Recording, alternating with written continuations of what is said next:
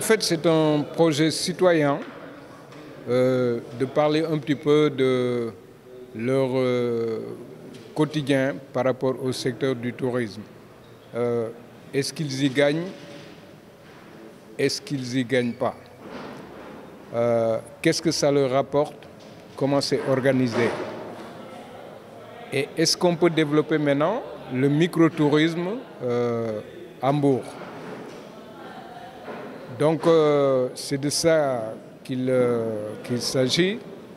Et c'est pour ça d'ailleurs vous avez vu le député, notre député Tal était venu justement pour les accompagner la jeunesse, étant donné que l'activité touristique à Mbour est très importante en termes économiques, sociaux et environnementaux. Tout le monde a vu comment Mbour a été transformé sur ces 40 dernières années. C'est vrai que Mbour s'est développé. Est-ce que le développement a été harmonieux? Est-ce que les jeunes, aujourd'hui, ils retrouvent leurs opportunités pour demain?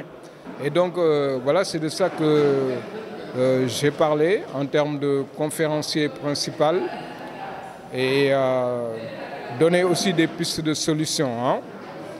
Et les pistes de solutions, c'est aussi comment faire redorer l'image de marque de Mbour, du tourisme de Mbour, comme d'antan. Je leur ai dit que ça va être très difficile parce que, étant donné que les capacités de charge ont été largement dépassées, étant donné que l'environnement aussi n'a pas été géré d'une manière respectueuse, alors que le tourisme est axé sur des principes. Alors les principes, c'est surtout les principes des espaces publics, les plages, les principes de l'environnement, bon, les préserver pour qu'au moins ça puisse attirer davantage. Par exemple, on a vu l'exemple de la forêt de Ngekok, comment ça a été abîmé, alors que dans le temps c'était un produit touristique. Bon, alors maintenant, il y a d'autres possibilités avec Mbodiène qui va démarrer. Espérons que là, on ne va pas reproduire les mêmes impacts d'ici. Bon, voilà. Et puis, je pense qu'il va falloir aussi voir un petit peu au niveau des qualités de personnes ressources.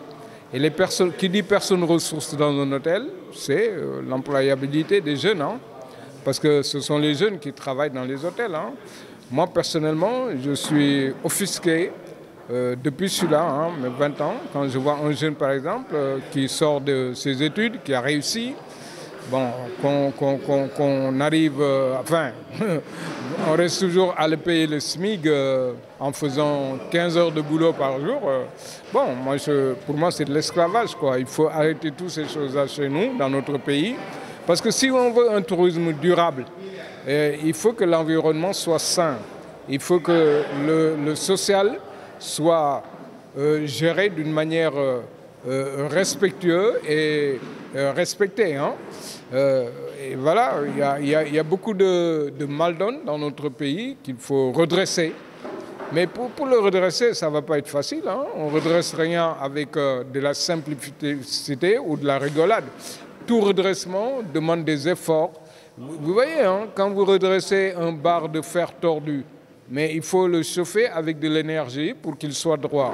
Mais c'est la même chose, tout ce qui s'est passé chez nous et qui a été mal fait et qui ne profite pas grand-chose à la population locale, ben, il faut le redresser et le mettre en droite ligne avec le référentiel 2050 qu'on est en train de mettre sur pied et qui aussi va favoriser une sorte de décentralisation pour que tout le monde en profite et que le tourisme ne soit pas seulement axé vers un petit nombre d'élites qui en profitent depuis un demi-siècle.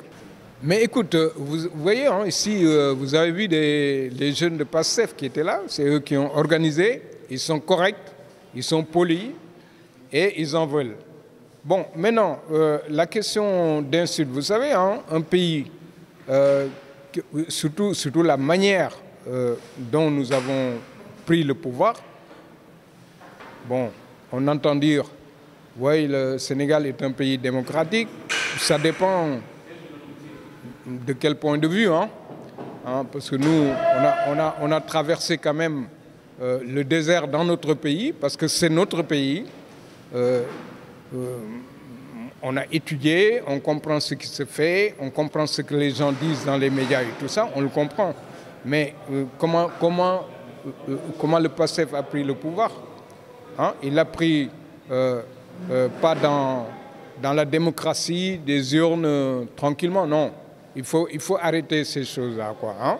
Moi, je pense qu'on doit gérer le pays aussi, surtout le tourisme, radicalement. Voilà, donc je disais que l'objectif de cette rencontre, c'est d'abord une vulgarisation du référentiel national des politiques publiques au Sénégal depuis le 7 octobre. Alors ça, c'est une tâche que nous nous sommes assignés en tant que cellule politique de PASTEF ici à Mbour. Nous le faisons aussi en tant que citoyens engagés pour la réalisation de la vision Sénégal 2050.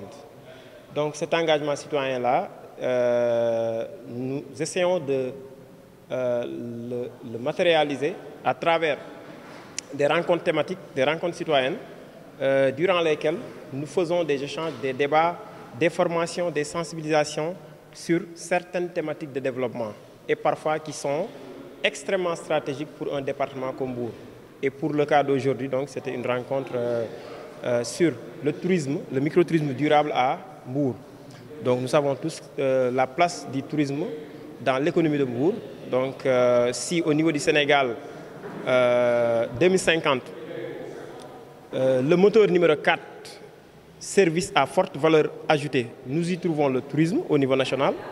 Alors pour le cas de Mbour, c'est encore avec beaucoup plus d'acuité. Nous savons très bien que le tourisme étant un moteur de croissance exceptionnel pour le cas de Mbour, très stratégique, bien entendu. Donc c'est un secteur à développer encore davantage pour que ça joue son rôle de plein emploi.